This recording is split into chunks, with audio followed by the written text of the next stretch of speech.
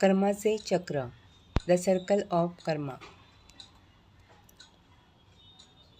एका उपाशी वृद्धाला दिलेला डबा आणि 15 वर्षानंतर जे घडलं ते पाहून राहुललाही विश्वास बसला नाही.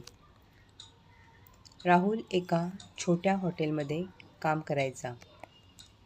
गरिबीमुळे त्याला आपले शिक्षण अर्धवट सोडावे लागले होते.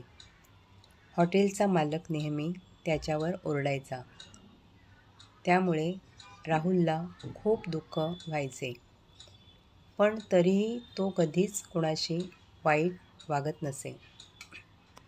प्रत्येकाशी आदराने, प्रेमाने आणि मनापासून मदत करणे हा त्याचा स्वभाव होता.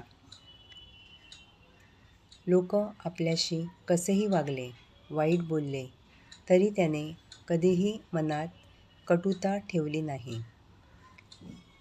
त्याचा विश्वास होता की चांगल्या कर्माचे फळ एक दिवस नक्की मिळते. एके दिवशी एक वृद्ध आजोबा त्या हॉटेलमध्ये आले.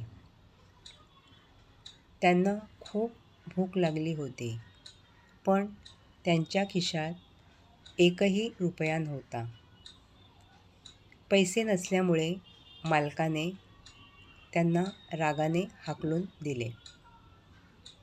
हे पाहून राहुलच्या डोळ्यात पाणी आले. त्याने क्षणाचाही विचार न करता स्वतःच्या हक्काचा दुपारचा डबा त्या आजोबांना दिला. आजोबांनी पोटभर जेवण केले. त्यांच्या डोळ्यात कृतज्ञतेचे अश्रू आले.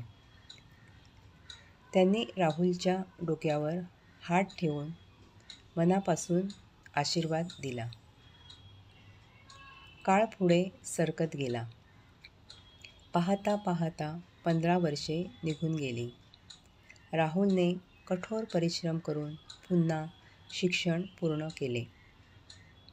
आता त्याच्या आयुष्यातील सर्वात मोठ्या कंपनीत नोकरीची मुलाखत होती.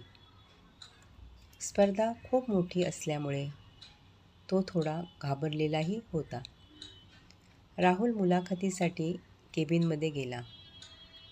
समोर बसलेल्या मॅनेजरने त्याच्याकडे पाहिले आणि क्षणात त्याला ओळखले.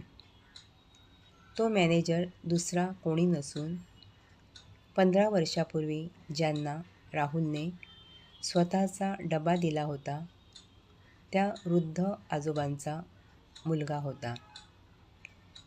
मॅनेजरने राहुलला सांगितले, माझ्या वडिलांनी त्यांच्या शेवटच्या क्षणी मला एकच गोष्ट सांगितली होती.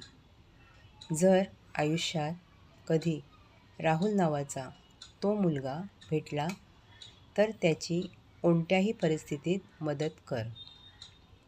त्याने मला उपाशीपोटी मरण्यापासून वाचवले होते.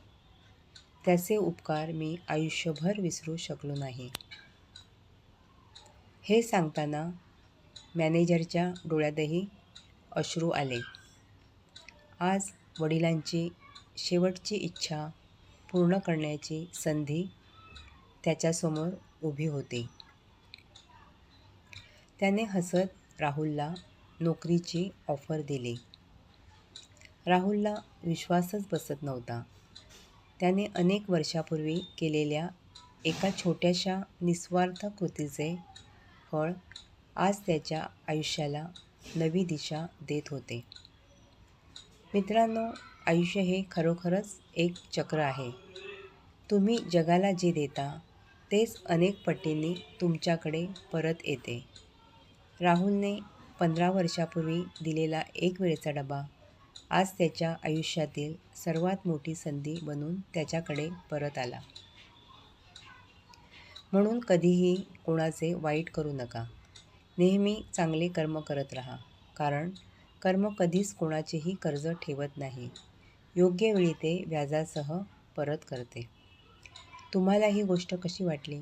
कमेंट करून नक्की सांगा. व्हिडिओ आवडला असेल तर लाईक करा. मित्रांसोबत शेअर करायला आणि अशाच प्रेरणादायी गोष्टींसाठी चॅनेलला नक्की सबस्क्राईब करा. धन्यवाद.